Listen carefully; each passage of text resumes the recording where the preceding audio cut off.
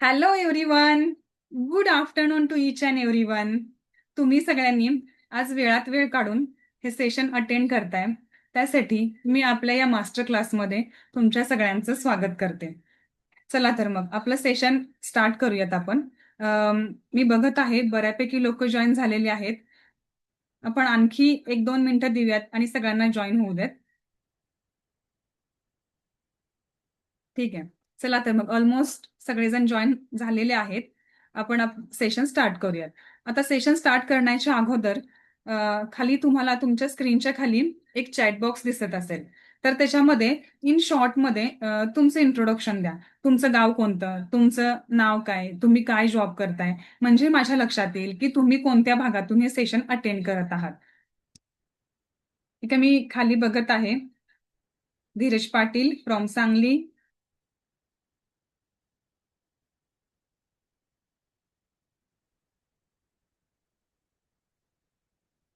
Vivek from Parbhani. Okay. Akshada is also from Sangli. Okay. आणि आपल्या सेशनमध्ये आज बँकर्स आहेत, इंजिनियर्स आहेत. तर ठीक आहे, आता आपलं सेशन स्टार्ट करण्याच्या अगोदर 1-2 मिनिटात मी तुम्हाला माझं एक शॉर्ट इंट्रोडक्शन देते. तर माझं नाव आहे प्रणाली पाटील आणि मी एक लाईफ कोच आहे. आणि मी तुम्हाला हे जे काही शिकवणार आहे ते मी तुम्हाला आपल्या मराठी मातृभाषेमध्ये शिकवणार आहे. आणि या मातृभाषेमध्ये ही कला शिकवणारे खूप कमी कोचेस आहेत आणि त्याच्यातलीच मी एक आहे. ठीक आहे. तर आता मला सगळ्यांनी सांगा, तुम्ही आपल्या प्रत्येकालाच आयुष्याच्या कुठल्या ना कुठल्या भागामध्ये प्रॉब्लेम्स असतात. तर कुणाला हेल्थ रिलेटेड इश्यूज असतात, कुणाला करिअर रिलेटेड, तर कुणाला नात्यामधले प्रॉब्लेम्स असू शकतात, तर कुणाला मनी रिलेटेड इश्यूज आहेत. ठीक आहे. तर आता आपल्याला हे जे इश्यूज आहेत, तर मला एक खाली चॅट बॉक्समध्ये टाईप करा. तुम्हाला या सगळ्यामधल्या कुठल्या भागामध्ये प्रॉब्लेम्स आहेत की तुम्ही ज्याच्यासाठी हे सेशन अटेंड करत आहात. तुम्ही चॅट बॉक्समध्ये इन शॉर्टमध्ये टाईप करा. H means health, R means relation, C means career आणि M मीन्स मनी. म्हणजे माझ्या लक्षात येईल की तुम्ही कशासाठी हे सेशन अटेंड करत आहात. तर मी खाली चॅट बॉक्समध्ये बघत आहे. कुणाला नात्यांमधले प्रॉब्लेम्स आहेत, कुणाला मनी रिलेटेड इश्यूज आहेत, तर कुणाला हेल्थ रिलेटेड इश्यूज आहेत. ठीक आहे. आता ह्या सगळ्यावरून एक गोष्ट लक्षात येते का, आपल्या सगळ्यांच्या आयुष्यात जे काही प्रॉब्लेम्स आहेत या चारही भागातच डिव्हाइड झालेले आहेत. आणि हे जे प्रॉब्लेम्स आहेत त्या प्रत्येकाचे सेपरेट प्रॉब्लेम मला आता इथे कव्हर नाही करता येणार, कारण त्याच्यासाठी पुढे माझ्या ऍडव्हान्स लेवल आहेत. आणि त्या ऍडव्हान्स लेवल काय आहेत, त्या कशा करता येणार, हे सगळं मी तुम्हाला पुढे सांगणार आहे. ठीक आहे. तर आपण या सगळ्यामध्ये बघत आहोत. आपल्या सगळ्यांना आता प्रश्न पडला असेल की हे सेशन तर मी अटेंड करत आहे, मला लाईफमध्ये हेल्थ रिलेटेड, मनी रिलेटेड इश्यूज आहेत, कुणाला करिअर रिलेटेड आहेत, आणि मग मला याचा फायदा होईल का? जर फायदा होणार आहे तर तो किती वेळ लागेल मला फायदा होण्यासाठी? किंवा मग ज्या पण गोष्टी आहेत त्याचा मला फायदा होईल का की होणारच नाही? किंवा तुम्ही सगळ्यांनी बऱ्यापैकी सगळ्या गोष्टी करून थकलेले असाल आणि तुम्हाला असं वाटत असेल की बाबांनो, आता माझं सगळं करून झालेलं आहे आणि माझी कुठेतरी तुम्हाला एक ऍड दिसली आणि चला तर मग एक लास्ट ट्राय म्हणून आपण पाहूयात की काय सांगणार आहे. पटलं तर ठीक, नाहीतर मग आपलं जे जसं चाललंय तसंच चालू राहू देत, असं तुम्हाला वाटलं असेल तर ठीक आहे, काही हरकत नाही. मी तुम्हाला सांगते. कुठली पण गोष्ट किंवा एखाद्या गोष्टीची आपल्या शरीराला अंगवळणी पडायला किंवा त्या गोष्टीची आपल्याला सवय व्हायला त्याच्यासाठी काही स्पेसिफिक टाइम हा द्यावा लागतो किंवा आपल्याला कंटिन्यू त्याचं प्रॅक्टिस करावं लागतं, तेव्हा आपल्याला त्या गोष्टीची सवय होऊन जाते आणि आपण त्या गोष्टीतून आपल्याला फायदा होतो, त्याचे रिझल्ट यायला लागतात. तसंच इथं पण आहे. तुम्ही जितकं प्रॅक्टिस कराल, तुमचं जितकं रिपिटेशन होईल त्याचा तुम्हाला चांगला फायदा होईल, त्याचे तुम्हाला चांगले रिझल्ट येतील. मग याच्यामध्ये मी तुम्हाला एक छोटंसं एक्झाम्पल सांगते. आपल्या रोजच्याच आजूबाजूला घडणारं ते एक्झाम्पल आहे. एक लहान मूल जन्माला येतं तेव्हा ते लगेच दुसऱ्या दिवशी किंवा दुसऱ्या महिन्यात लगेच चालायला लागतं का? तर नाही. त्याला पहिल्यांदा ते एका कुशीवरती होईल, नंतर थोड्या दिवसांनी ते पालतं होईल, त्याच्यानंतर ते हळूहळू पोटावरती पुढे सरकायला शिकेल आणि त्याच्यानंतर मग ते रांगायला लागेल आणि जेव्हा कुठे 10वा-11वा महिन्यामध्ये ते धरून उभं राहायला शिकेल आणि धडपडत पडतच ते परत चालायला शिकतं आणि नंतर अगदी ते पळायला पण शिकतं. मग त्याच्यामध्ये त्याला हे प्रॅक्टिस करून करून धडपडूनच ते एका एका अशा स्टेजपर्यंत येतं की ते आता पळू शकते. मग तसंच आपलं देखील आहे. एखाद्या गोष्टीची जर आपल्याला सवय लावून घ्यायची असेल, तर आपल्याला त्याच्यासाठी रिपीटेडली प्रॅक्टिस करणं गरजेचं आहे. आपल्याला त्याचं प्रॅक्टिस करणं गरजेचं आहे.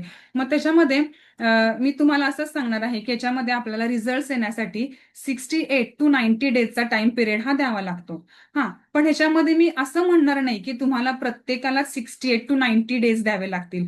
काही जणांना 2 दिवसात रिझल्ट्स येतील, काही जणांना 5 दिवस लागतील, तर काही जणांना 10 दिवसात सुद्धा रिझल्ट्स येऊ शकतील. कारण का? तर प्रत्येक व्यक्ती हा वेगळा आहे आणि प्रत्येक व्यक्तीला रिझल्ट्स येण्यासाठी, त्या गोष्टीचा फायदा होण्यासाठी वेगळा वेगळा टाइम हा द्यावा लागतो. मग ह्याच्यामध्ये मी तुम्हाला ह्याच्यावरून एक असंच एक अजून एक स्टोरी सांगणार आहे. ती स्टोरी आहे डॉक्टर ह्युलेन.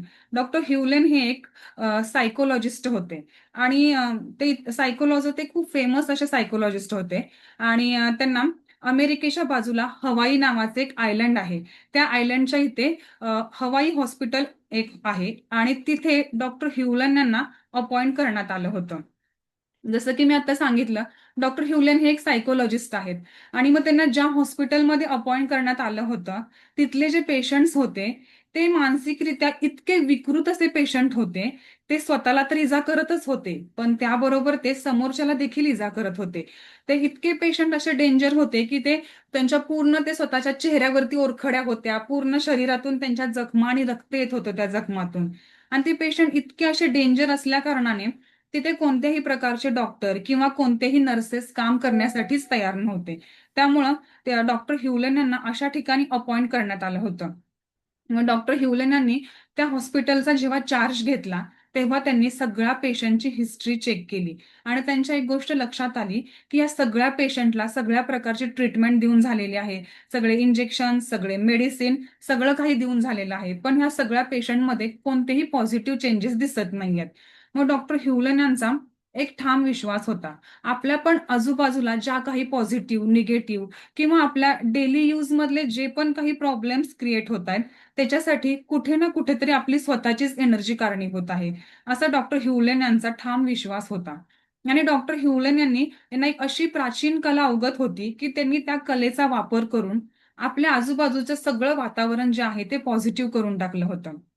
मग त्यांना जी एक अँसियंट हिलिंग टेक्निक माहीत होती, त्या टेक्निकचा वापर डॉक्टर ह्युलन यांनी त्या पेशंटवरती करायचं ठरवलं. आणि या सगळ्या ह्याच्यामध्ये तुम्हाला सगळ्यांना इंटरेस्टिंग आणि आश्चर्य वाटणारी एक गोष्ट आहे. कोणती? ते मी तुम्हाला पुढे सांगणार आहे. मग डॉक्टर ह्युलन यांनी या पेशंटवरती ती ट्रीटमेंट चालू करायला सुरुवात केली. आणि ट्रीटमेंट म्हणजे काय होतं? त्यांना जी कला माहीत होती, ती कला त्यांनी त्या पेशंटवरती वापरायला सुरुवात केली. आणि हळूहळू बघता बघता त्या पेशंटमध्ये पॉझिटिव्ह चेंजेस यायला लागले. ते पेशंट हळूहळू बरे व्हायला लागले. त्याच्यातले काही पेशंट बरे होऊन डिस्चार्ज होऊन घरी देखील गेले. आणि अशातच थोड्या दिवसांनी डॉक्टर ह्युलेन यांना ते हॉस्पिटल बंद करायची वेळ आली. डॉक्टर ह्युलेन यांनी ते हॉस्पिटल बंद का केले? तर डॉक्टर ह्युलेन यांनी ती टेक्निक वापरून त्या सगळ्या पेशंटला पूर्णपणे बरं केलं आणि त्या हॉस्पिटलमध्ये ट्रीटमेंट घेण्यासाठी कोणताही पेशंट नव्हता. त्यामुळे मग त्यांना ते हॉस्पिटल बंद करावं लागलं. आता मी जसं थोड्या वेळापूर्वी म्हटलं होतं, की तुम्हाला सगळ्यांना इंटरेस्टिंग आणि एक आश्चर्य वाटणारी गोष्ट आहे. तर ती कोणती?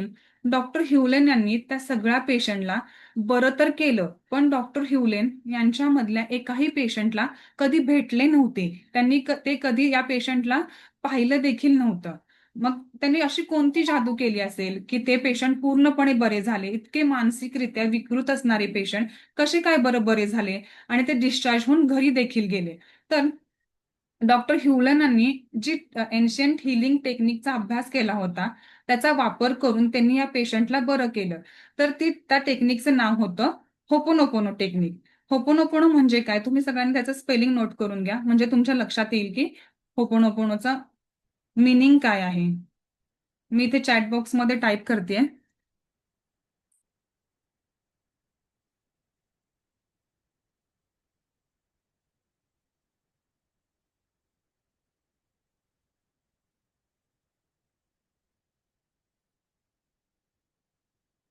ठीक आहे, सगळ्यांनी स्पेलिंग बघून घ्या, म्हणजे तुमच्या लक्षात येईल की होपोनोपोनो. ठीक आहे. येस. पीस, बरोबर. तेच मी तुम्हाला आज सांगणार आहे. तर आता तुमच्यापैकी किती जणे इंटरेस्टेड आहेत की होपोनोपोची खरी ताकद काय आहे ते फील करण्यासाठी?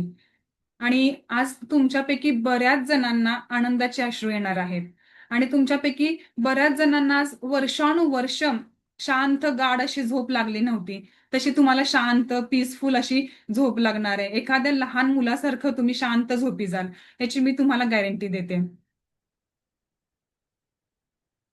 ठीक आहे. आणि ही जी होपोनोपोनो ही जी टेक्निक आहे, ती वर्षानुवर्ष तुमच्या आतमध्ये जी पण काही साठलेली निगेटिव्हिटी आहे, ती कोणाकोणाला बाहेर काढायची आहे. तर मी बघत आहे चॅट बॉक्समध्ये बरेच जण इंटरेस्टेड आहेत. तर ठीक आहे, आता आपण ह्याच्यामध्ये अजून वेळ न घालवता थोडंसं मी काही बेसिक रूल्स आहेत ते तुम्हाला सांगते आणि आपल्या डेमोला स्टार्ट करते. म्हणजे तुमच्या बऱ्यापैकी गोष्टी लक्षात येतील. ठीक आहे. तर होपोनोपोनो ही जी टेक्निक आहे त्याचा डेमो मी तुम्हाला आता एक 10 ते 15 मिनिटांचा डेमो देणार आहे. पण तो डेमो देण्याच्या आधी काही बेसिक रूल्स आहेत की ते तुम्हाला फॉलो करावे लागतील. रूल्स इन द सेन्स असं की मी तुम्हाला रूल्स का म्हटलं तर मी जे तुम्हाला सांगणार आहे ते तुम्हाला व्यवस्थित कळते की नाही हे बघण्यासाठी तुम्हाला सगळ्यांना तुमचे कॅमेरे ऑन ठेवावे लागतील. त्यामुळे माझ्या लक्षात येईल की मी तुम्हाला जे सांगते तुमच्या लक्षात येते आणि तुम्ही तशाच गोष्टी फॉलो करत आहात. ठीक आहे. तर रूल मोस्ट इम्पॉर्टंट, तुम्ही सगळ्यांनी आपल्या स्वतःचे कॅमेरे ऑन ठेवायचे आहेत. नंतर तुम्हाला मी जे सांगेन जसं सांगेन अगदी तसंच तुम्हाला फॉलो करायचं आहे. आणि मी तुम्हाला जे करायला सांगेन त्याच्यामध्ये तुमचे पूर्ण इमोशन्स, तुमच्या पूर्ण फिलिंग्स ऍड करा, म्हणजे तुम्हाला ते जास्त फील होईल. आणि तुमच्या घरी आजूबाजूला जे पण कोण असतील त्यांना सांगा की एक 10-15 मिनिटं डिस्टर्ब करू नका, म्हणजे तुम्हाला त्याच्यामध्ये जास्त कॉन्सन्ट्रेट करता येईल. आणि अजून एक गोष्ट मी तुम्हाला ह्याच्यामध्ये नक्कीच सांगेन की तुम्हाला जर होपोनोपो मी जे करायला सांगणार आहे त्याच्यामध्ये कुणीही होपोनोपोनो करताना तणावात नाही करायचं. सगळ्यांनी आपल्या पाठीचा कणा ताठ ठेवायचा आहे, कारण आपला पाठीचा कणा जो आहे तो आपला अँटिना आहे. त्यामुळे आपल्या चेहऱ्यावरती एक हलकी स्माईल ठेवा आणि होपोनोपोनो करा. आणि याच्यामध्ये तुम्हाला मी आता एक थोड्या वेळात एक म्युझिक प्ले करणार आहे. जर तुमच्यापैकी कोणाला ते म्युझिक नाही ऐकायला आलं तर हरकत नाही, कारण प्रत्येकाच्या डिव्हाइसची सेटिंग ही वेगळी असू शकते. आणि आता प्रत्येकाच्या डिव्हाइसची सेटिंग चेक करण्यासाठी आपल्याकडे आता सध्या तरी इतका वेळ नाहीये. त्यामुळे मग तुम्हाला म्युझिक नाही ऐकायला आलं तरी हरकत नाही, तुम्ही माझ्या बोलण्यावरती फोकस करा. माझं बोलणं जास्त महत्वाचं आहे. ठीक आहे. चला तर मग आपण आता डेमोसाठी स्टार्ट करूयात. आणि मी तुम्हाला एक म्युझिक प्ले करते. ते जर म्युझिक तुम्हाला ऐकायला येत असेल तर डोळे बंदच ठेवा आणि मला थम्सअप द्या, म्हणजे माझ्या लक्षात येईल की तुम्हाला म्युझिक ऐकायला येते. चला सगळ्यांनी पटकन आपले डोळे बंद करा.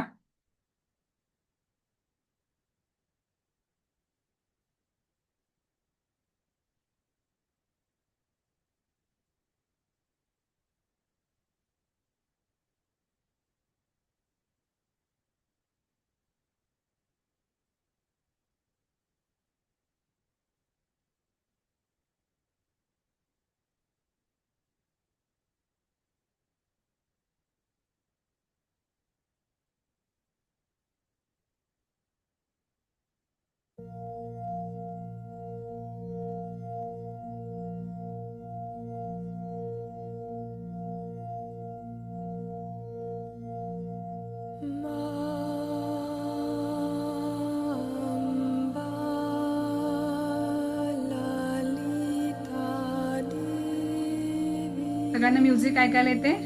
गिव्ह मी अ थम्सअप. डोळे बंद करूनच मला थम्सअप करा. ओके. पराशक्ति सुंदरी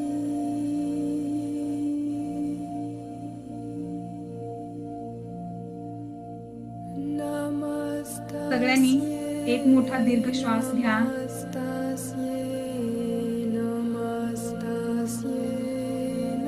श्वास होल्ड करा.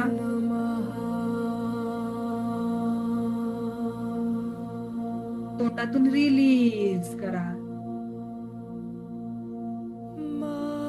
सर्वांनी आपले डोळे स्थिर ठेवायचे आहेत. कोणीही आपले डोळे इकडे तिकडे हलवायचे नाहीत.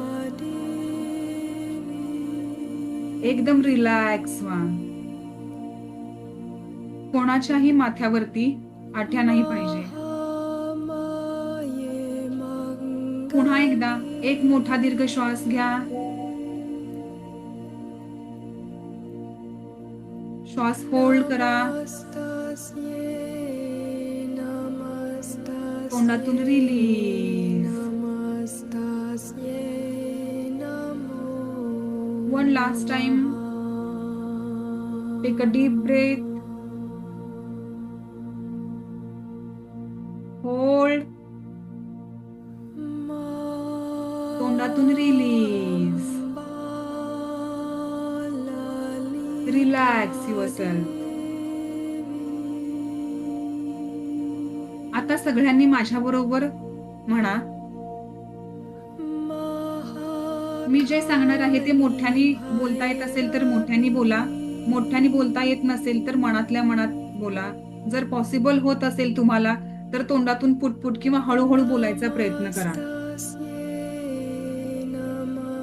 आणि म्हणा माझ्या बरोबर, मी माझ्या संपूर्ण आयुष्याची जबाबदारी घेते आहे. माझं नाव, प्रत्येकाने आपलं स्वतःचं नाव घ्या आणि म्हणा, मी कबूल करते जे काही माझ्या आयुष्यात घडत आलं आहे, घडलं आहे, त्याला दुसरं कोणीच जबाबदार नाही. फक्त मी एकटाच जबाबदार आहे आणि हे मी पूर्णपणे स्वीकारते आहे. मी कबूल करते माझ्या आयुष्याला फक्त मी आणि मीच जबाबदार आहे. मी एक ऊर्जा आहे आणि ऊर्जेचे रूप बदलू शकते. म्हणून मी माझी नकारात्मक ऊर्जा रिलीज करणार आहे आणि पॉझिटिव्हिटीकडे वळणार आहे. मी तयार आहे निगेटिव्हिटीतून पॉझिटिव्हिटीकडे जायला, हा बदल माझ्यात आणायला. एक मोठा श्वास घ्या. नाकातून रिलीज. आता सगळ्यांनी पूर्ण शांत व्हा. स्वतःशीच कनेक्ट व्हा. पुढचे 30 सेकंड मी शांत राहणार आहे. त्याच्यानंतर मी तुम्हाला सांगते काय करायचं आहे ते.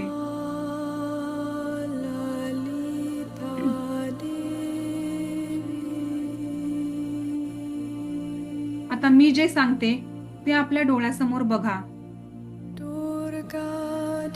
सगळ्यांनी आपल्या आईचा चेहरा बघा आपल्या कल्पनेत. आपली आई हयात असो किंवा नसो, किंवा आईचा दर्जा ज्या पण कोणत्या व्यक्तीला देता त्या व्यक्तीला डोळ्यासमोर बघा. आपल्या आईचा हसरा चेहरा आपल्या डोळ्यासमोर आणा आणि आपल्या कल्पनेत तिच्याशी चर्चा करा. तीच आई जिने आपल्याला मोठं केलं. आपल्या आईला ज्या पण नावाने हाक मारता ते नाव घ्या. कोण आपल्या आईला मम्मी, ताई, माई ज्या पण नावाने बोलवत असाल ते नाव घ्या आणि आपल्या आईशी चर्चा करा. आई, मला माफ कर.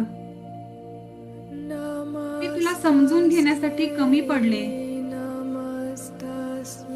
आय एम सॉरी आई. आई, मला माफ कर. I am sorry. मी तुला म्हणावं असं इतकं महत्व नाही दिलं आई. जितकं महत्व मी तुला द्यायला पाहिजे होतं. आई, मला माफ कर. I am sorry. मी तुला म्हणावा इतका वेळ नाही देऊ शकले, जितका वेळ मी तुला द्यायला पाहिजे होता आई. मानी अंबिके आई कृपया मला क्षमा कर. प्लीज फॉरगिव्ह मी. नमस्तस्यै अनेकदा माझ्या तोंडातून असे शब्द निघाले, त्यामुळे तुला दुःख झाले, तुला अपमानित वाटले. कृपया मला क्षमा कर आई, मला क्षमा कर. मी माझ्या स्वतःच्याच कामात इतके व्यस्त राहिले, मला तुझ्याकडे लक्ष नाही देता आले. अनेकदा तुझी काळजी घ्यायला मी विसरून गेले. तुला नेहमी जज केलं मी आई, मी दुर्लक्ष केलं तुझ्याकडे. कृपया मला क्षमा कर आई, मला क्षमा कर. आई, आज मला तुला थँक्यू म्हणायचं आहे. आज अगदी मनापासून मी तुला थँक्यू म्हणते आहे आई. कारण आई तू मला जन्म दिलास, तू माझ्यासाठी अनेक वेदना सहन केल्यास, तू माझ्यासाठी तुझ्या शरीराचा त्याग केलास आई. त्यासाठी थँक्यू सो मच आई, थँक्यू सो मच. आजपर्यंत तू माझी जितकी काळजी घेतलीस, तितकी माझी काळजी कोणीच घेतली नाही आई. तुझं ते प्रेम, तुझी ती काळजी मला कोणीच नाही देऊ शकत. त्यासाठी थँक्यू सो मच आई, थँक्यू सो मच. आई, मी तुला आजपर्यंत ते कधीच बोलले नाही, पण आज बोलणार आहे. आई, माझं तुझ्यावर खूप प्रेम आहे. I love you I, I love you so much.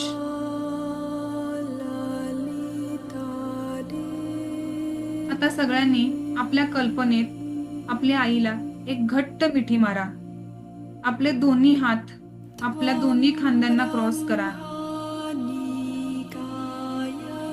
आणि आईला एक घट्ट मिठी मारून म्हणा,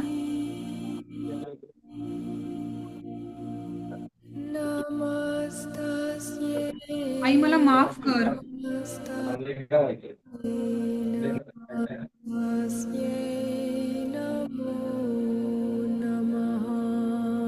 आई कृपया मला क्षमा कर.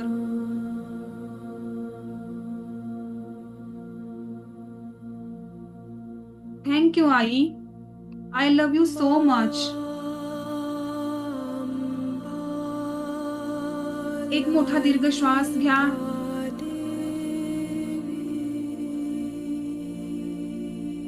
नाकातून रिलीज करा.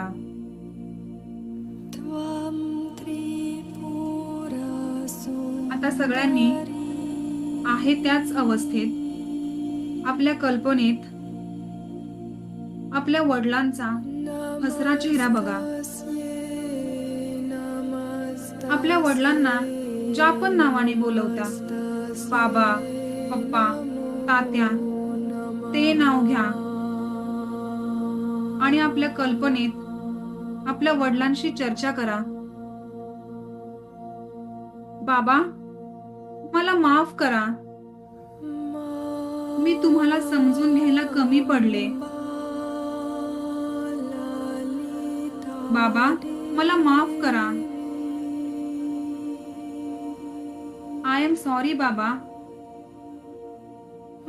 मला तुम्हाला हवा तितका वेळ नाही देता आला. बाबा कृपया मला माफ करा, मी तुमचा हवा तसा आदर नाही केला. कळत न कळत माझ्याकडून असं घडून गेलं, त्यामुळे तुम्हाला खूप खूप वाईट वाटलं, तुम्हाला खूप त्रास झाला. बाबा कृपया मला क्षमा करा, प्लीज फॉरगिव्ह मी. मी माझ्या आयुष्यात माझं स्वतःच सगळं करता करता तुम्हाला पूर्ण विसरून गेले मी बाबा.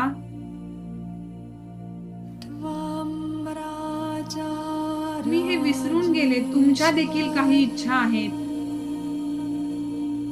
त्या सगळ्या इच्छा पूर्ण करणं माझ्याकडून राहून गेलं. बाबा कृपया मला क्षमा करा.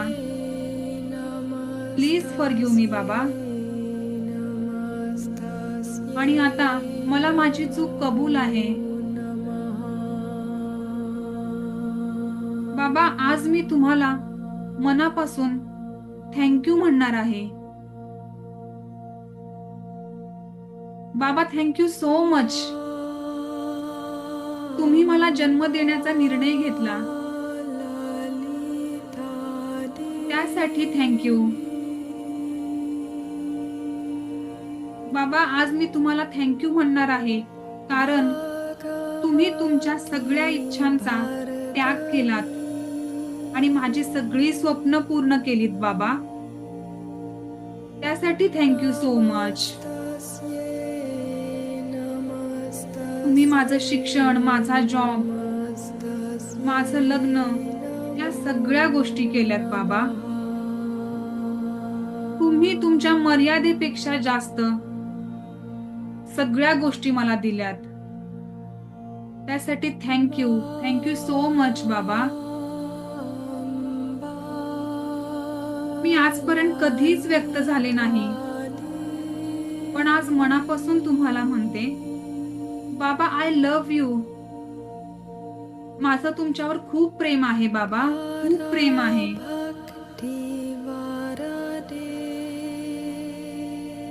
सगळ्यांनी आपल्या कल्पनेत बाबांना एक घट्ट मिठी मारा.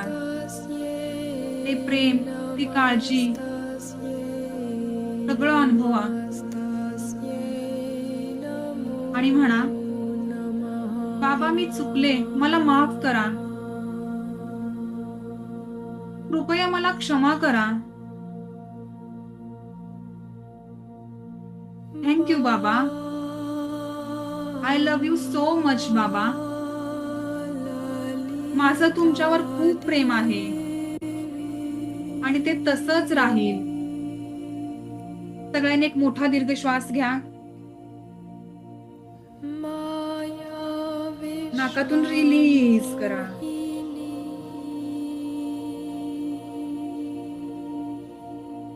आता सगळ्यांनी आपल्या कल्पनेत अशा व्यक्तीचा विचार करा जी व्यक्ती तुम्हाला अजिबात आवडत नाही.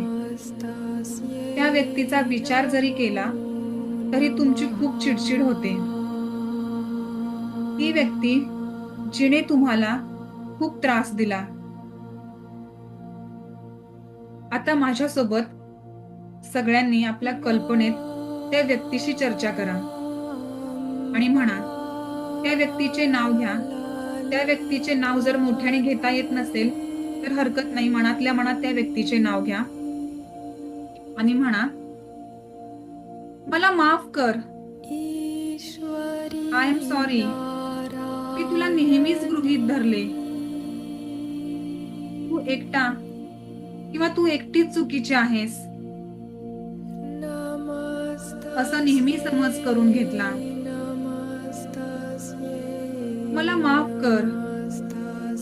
मी स्वतःची जबाबदारी कधी घेतलीच नाही.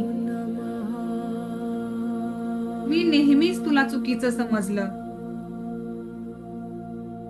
कृपया मला क्षमा कर. मी नेहमी तुझ्याबद्दल वाईट बोलत राहिले, अपशब्द वापरले, तुला सारखा दोष दिला आणि मी हे विसरूनच गेले की जेवढा तू दोषी आहेस तेवढीच मी पण दोषी आहे या सगळ्यासाठी. कृपया मला क्षमा कर. मला माझी चूक कबूल आहे. म्हणून आज मी तुला देखील थँक्यू म्हणणार आहे. कारण तू मला धडा दिलास, तू मला अनेक अनुभव दिलेस, जे अनुभव मला माझ्या आयुष्यात पुढे जाण्यासाठी गरजेचे होते. हा अनुभव मी स्वीकारते आहे. यात आपण दोघं पण चुकलो आहोत, पण आज मी तुला माझ्या कल्पनेतून मुक्त करणार आहे आणि स्वतः देखील मुक्त होत आहे. आज मी तुला पुढे जाण्याची संधी देते आणि स्वतःला देखील पुढे जाण्याची एक संधी देत आहे. आज मी ठरवलं आहे, मला नको त्या भावना, नको ती चिडचिड, नको ते गिल्ट. मी स्वतःला शुद्ध करायचं ठरवलं आहे. म्हणून मी आज तुला म्हणते आहे, I love you.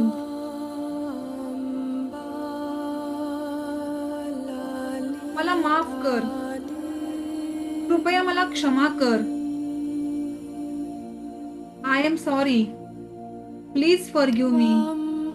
Thank you, I love you.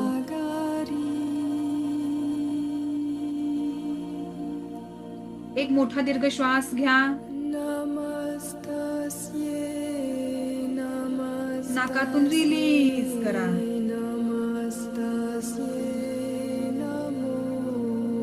आता सगळ्यांनी आपल्या कल्पनेत आपला स्वतःचा हसरा चेहरा बघा. सगळ्यांनी आपला एक हात आपल्या हृदयावर ठेवा आणि आपल्या कल्पनेत स्वतःशीच चर्चा करा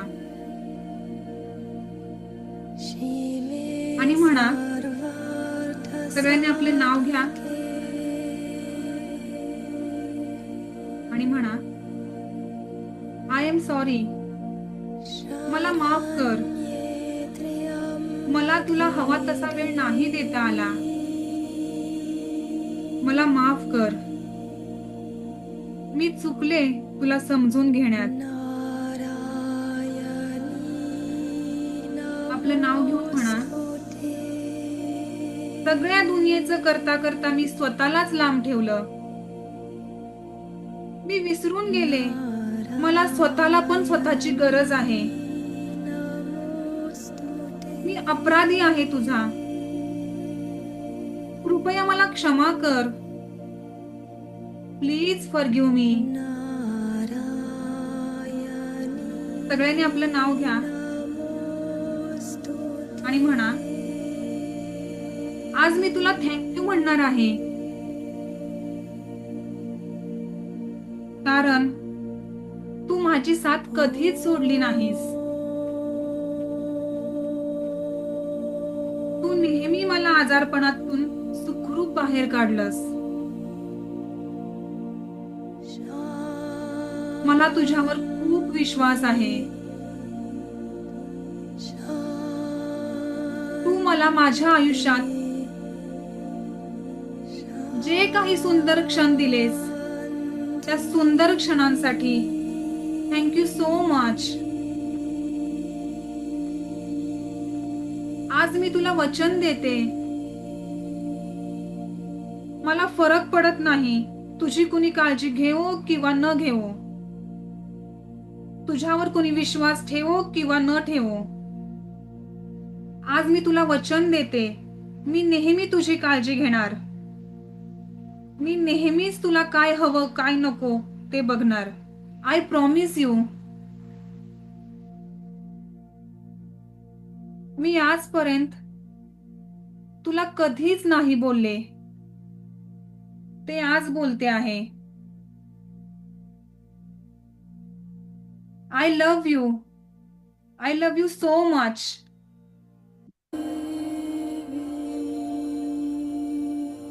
सगळ्यांनी आपल्या दोन्ही खांद्यांना आपले दोन्ही हात क्रॉस करा. आपल्या स्वतःशी कनेक्ट व्हा.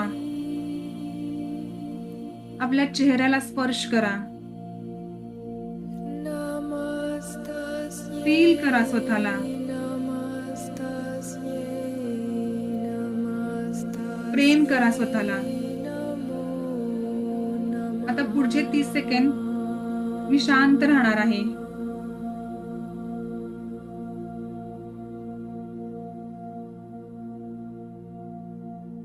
मां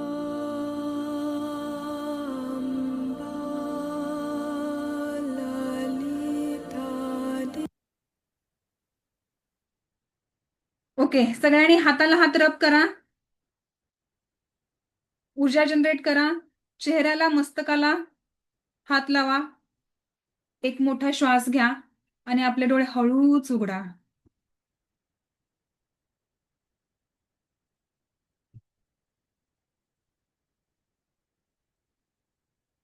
आता मला सगळ्यांनी सांगा, how is your experience?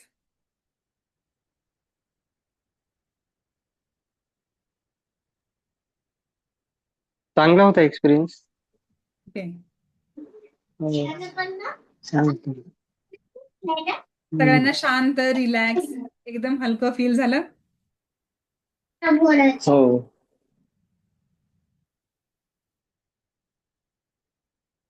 Yes, Dheeraj Patil तुम्ही बोलताय. हा, छान होता एक्सप्रेस. मग एकदम शांत वाटलं ओके, मला. ग्रेट. अक्षता, येस, खूप छान कसा होता? एक्सपिरियन्स होता. शांत पॉझिटिव्ह एनर्जी आली. Okay, great. Thank you, thank you so much. Thank you. Okay, okay, ठीक आहे. चला तर मग आता मी तुम्हाला मला हेच एक्सपिरियन्स तुमचे काय होते ते सगळ्यांचं बघायचं होतं. आणि आता सगळ्यांनी छान एक्सपिरियन्स आलेला आहे. तुम्हाला खूप शांत, हलकं, रिलॅक्स, पॉझिटिव्ह वाटलं असेल. आता तुमच्यापैकी किती जणांना आपण जे आता शिकलो ते तुमच्या मूळ प्रॉब्लेम्स वरती इम्प्लिमेंट करायला आवडेल? म्हणजे जे आपण स्टार्टिंगला बघितलं होतं, तुम्हाला जे काही HRCM म्हणजे हेल्थ, कुणाला मनी रिलेटेड, कुणाला रिलेशन किंवा करिअर रिलेटेड इश्यूज होते, त्याच्यावरती हे तुम्हाला इम्प्लिमेंट करायला आवडेल का? आता आपण जे केलं ते फक्त एक बेसिक होतं. आता विचार करा, ह्याच्यामध्ये ज्या ऍडव्हान्स लेवल आहेत त्या आपण करत जाऊ. तर त्या केल्यानंतर तुमची एनर्जी कोणत्या लेवलला जाईल आणि ते तुम्हाला तुमच्या आयुष्यात कसं इम्प्लिमेंट करता येईल. तर या सगळ्याचा जो गायडन्स आहे तो मी तुम्हाला सांगणारच आहे. पण मला एक 2 मिनिटं द्या. त्याच्यामध्ये मी तुम्हाला आता आपण जे शिकलो ते होपोनोपोनो म्हणजे काय, ते कसं यूज केलं जातं, हे सगळं इन शॉर्ट मध्ये तुम्हाला मी सांगते. तर होपोनोपोनो म्हणजे काय? तर बॅलन्स ऑफ एनर्जी. आपल्यामध्ये जी पण निगेटिव्ह एनर्जी आहे ते एनर्जी बाहेर काढण्यासाठी, म्हणजे आपण आपला औरा जो आहे तो क्लीन करण्यासाठी होपोनोपोनोचा वापर केला जातो. आपल्यामध्ये जी पण वर्षानुवर्ष साठलेली निगेटिव्हिटी आहे ती आपण होपोनोपो करून बाहेर काढू शकतो. आणि जेव्हा आपली एनर्जी निगेटिव्ह एनर्जी मधून जेव्हा आपण पॉझिटिव्ह एनर्जीकडे जाऊ तेव्हाच आपली एनर्जी क्लीन होणार आहे आणि मग आपल्याला आपले जे काही प्रॉब्लेम्स, इश्यूज आहेत त्याच्यावरती आपल्याला ते इम्प्लिमेंट करता येणार आहे. तर होपोनोपोनो हे जे आहे ते अमेरिकेच्या बाजूला हवाई नावाचं एक आयलंड आहे, तिथून याची सुरुवात झाली. आणि जे आपण एक स्टोरी पाहिली होती डॉक्टर ह्युलेन यांची, तर डॉक्टर ह्युलेन यांनी या एन्शंट हिलिंग टेक्निकचा वापर स्वतःवरती, स्वतःच्या आजूबाजूला त्याचा वापर करायला सुरुवात केली. तर होपोनोपोनो मध्ये काही हे 4 बेसिक स्टेटमेंट्स आहेत. म्हणजे I am sorry, please forgive me, thank you, I love you. हे जे आपण 4 स्टेटमेंट वापरत आहोत ती एक प्रकारची प्रार्थना आहे. आणि ती प्रार्थना आपण आपला जो औरा किंवा आपल्यामधली निगेटिव्हिटी जी आहे ती क्लीन करण्यासाठी आपण ती प्रार्थना करत आहोत. तर आता तुम्हाला सगळ्यांना प्रश्न पडला असेल की आपण ही जी कला आहे ती आपण मराठीमध्ये शिकत आहोत, मग I am sorry, please forgive me, thank you, I love you हे आपण इंग्लिशमध्ये का बोलतोय? तर मी तुम्हाला सांगते. आता एक आपला चुकून कोणाला तरी पाय लागला तर आपण लगेच म्हणतो का, ए मला माफ कर, मला माफ कर? आपण काय म्हणतोय, सॉरी, सॉरी, माझा तुला चुकून पाय लागला. मग हे जे 4 स्टेटमेंट्स आहेत ते आपण डेली यूज मध्ये आपल्या तोंडात बसलेले स्टेटमेंट्स आहेत ते, आणि आपण त्याच्याशी जास्त कनेक्ट होतो म्हणून आपण हे 4 स्टेटमेंट वापरत आहोत. आणि आता ह्याच्यामध्ये आपण जे म्हणत आहोत की I am sorry. I am sorry म्हणजे काय? जर आपण आपल्या बाबतीत जे पण काही चुकीचं घडलंय, जे पण काही चुकीचे विचार निगेटिव्ह घडलेले आहे, त्या सगळ्याची आपण जबाबदारी घेत आहोत. प्लीज फॉरगिव्ह मी म्हणजे काय? मी या सगळ्याची जबाबदारी घेते आहे आणि कृपया मला क्षमा कर, असं आपण म्हणतोय. आणि थँक्यू म्हणजे काय? तर आपल्या आपल्या बाबतीत जे पण काही चांगलं घडलेलं आहे त्याच्यासाठी आपण थँकफुल आहोत. आपण एक ग्रॅटिट्यूड व्यक्त करतोय म्हणून आपण थँक्यू म्हणतोय. आणि आय लव्ह यू म्हणून आपण स्वतःवरचंच प्रेम, स्वतःवर जे आपलं प्रेम आहे ते आपण व्यक्त करतोय. ह्याच्यासाठी हे 4 स्टेटमेंट्स आपण वापरतो. हे 4 स्टेटमेंट आपण आता माझे जे कोच आहेत अनिकेत सर, त्यांनी हे स्टेटमेंट ह्याच लाईननी मला ह्याच सिक्वेन्सनी वापरायला सांगितले आहेत. तुम्ही याचा सिक्वेन्स वर खाली करू शकता. बाकीचे जे कोचेस आहेत ते याचा सिक्वेन्स त्यांच्या हिशोबाने ठेवतात, पण मला जे सरांनी सांगितलेलं आहे त्याप्रमाणे मी हाच सिक्वेन्स ठेवलेला आहे. सो मी असं तुम्हाला पण सजेस्ट करेन की तुम्ही हाच सिक्वेन्स, हाच जो पॅटर्न आहे तो फॉलो करा. चला, अजून कुणाला काही क्वेश्चन्स वगैरे काही विचारायचे आहेत का?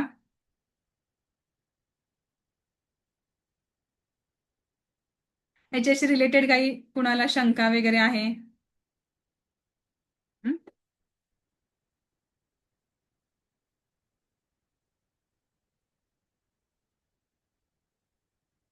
अ, विवेक, मी तुम्हाला अनम्यूटचा ऑप्शन दिलेला आहे. तुम्हाला काही विचारायचं आहे का? हे टेक्निक जे आहे ती फार सिंपल, म्हणजे टेक्निक आहे चांगली, म्हणजे ऐकलं होतं, पण ती फार म्हणजे पाहताना सिंपल टेक्निक वाटते, पण याचा इफेक्ट होतो का नाही हे अजून म्हणजे ओके. आपल्याला म्हणजे हे माहित नाही असं आहे. हा, मग मी कारण तुम्हाला 4 हं, स्टेटमेंट फक्त म्हणायचे आणि हं, याचा इफेक्ट होईल का नाही हं. हे असं अजून म्हणजे युज केल्यावरच कळेल असं हा, वाटतंय. बरोबर. हा, ह्याच्यासाठीच मी स्टार्टिंगला म्हटलं ना की तुम्हाला सगळ्यांना मी यासाठी स्टार्टिंगला सांगितलं की आपल्याला हे 4 खूप सिंपल स्टेटमेंट वाटत आहेत, पण ह्याच्यामध्ये जेव्हा आपण प्रॅक्टिस करू, जेव्हा आपल्याला अंगवळणी पडेल, तेव्हा हळूहळू तुमच्यामध्ये पॉझिटिव्ह चेंजेस यायला लागतील. मी तुम्हाला एक साधं एक्झाम्पल देते. ठीक आहे, आता आपल्या बाबतीत एखादी वाईट गोष्ट घडली. सपोज आता आपण ऑफिसला चाललोय आणि आपली गाडी मध्येच बंद पडली, तर आपण काय म्हणतो, अरे यार शिट, माझीच गाडी बंद पडली, माझी समोर मीटिंग आहे, माझा बॉस थांबलाय, मला बॉस ओरडेल आता, हे माझ्याच बाबतीत का झालं? तर ह्याच्याऐवजी तुमची जेव्हा एनर्जी क्लीन असेल तेव्हा तुम्ही काय म्हणाल की अरे ठीक आहे, इट्स ओके, गाडी बंद पडली ना, गाडीच तर बंद पडली ना, ठीक आहे. मग हा चेंज तुमच्यामध्ये कधी येईल? ज्यावेळेस तुम्ही याचं रिपीटेडली प्रॅक्टिस कराल, तुम्हाला याची सवय होऊन जाईल. आणि जेव्हा तुमचा ओरा क्लीन असेल, जेव्हा तुम्ही पॉझिटिव्ह असाल, त्यावेळेस तुम्हाला ह्या गोष्टी आपोआपच तुमच्या आतमधून जाणवून येतील. आणि ज्या वेळेस तुम्ही अशा गोष्टी, छोट्या छोट्या गोष्टी घडत जातील, तेव्हा तुम्ही स्वतःला दोष नाही देणार. तर तेव्हा तुम्हाला ह्या गोष्टीचा रिझल्ट यायला लागलाय, हे आपल्यासाठी वर्क करायला लागलंय, हे तुमच्या लक्षात येईल. आणि ह्याच्यामध्ये मी अजून एक गोष्ट तुम्हाला सगळ्यांना सांगायला विसरून गेले. सो आधी मला एक सांगा, एक तुम्हाला तुमचा जे काही प्रश्न होता, तुम्हाला त्याचा आन्सर मिळालंय का? एक मिनिट. हो, म्हणजे आता जेव्हा कधी प्रॉब्लेम येईल तेव्हा हे ट्राय करावं लागेल, म्हणजे तेव्हा आपल्याला एक्सपिरियन्स येईल असं वाटतंय. अच्छा, नाही, नक्की ट्राय करून बघा, तुम्हाला त्याचा नक्कीच अनुभव येईल. फक्त ह्याच्यामध्ये काय आहे की तुम्हाला प्रॅक्टिस करणं गरजेचं आहे.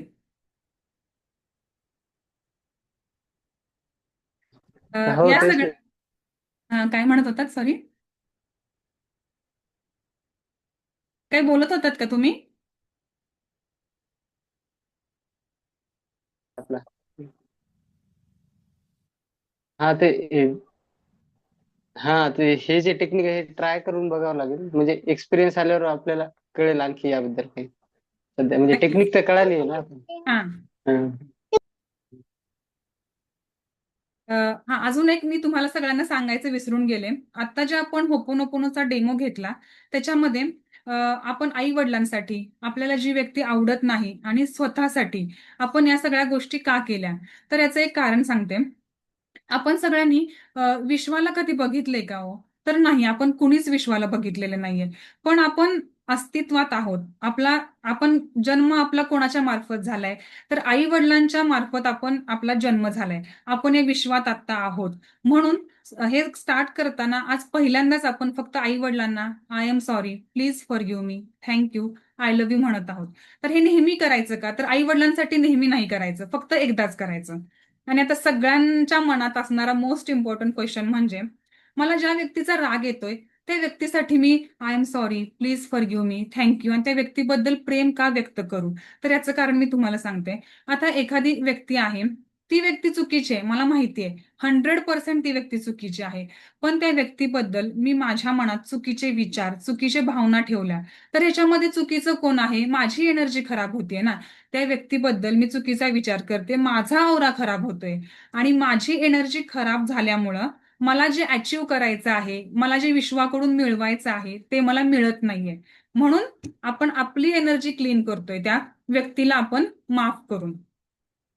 आणि स्वतःसाठी तर आपण जे बघतो, आपण स्वतःसाठी कधी जगतच नाही. आपण नेहमी आपली बायको, आपली मुलं ह्या सगळ्यामध्येच आपण बिझी होऊन गेलेलो असतो.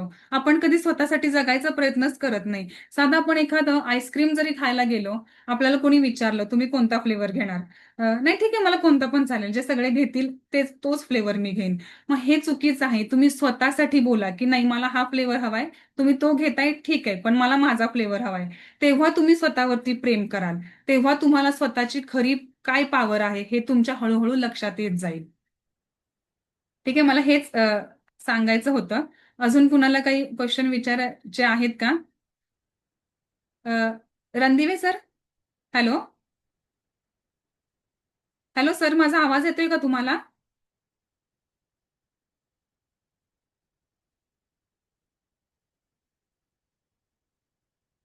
Hello Randive sir,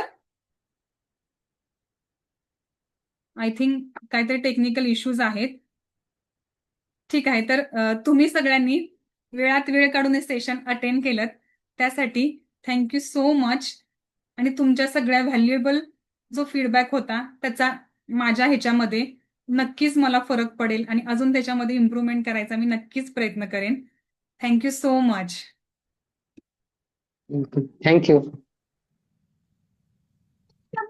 Thank you. Thank you. Thank you.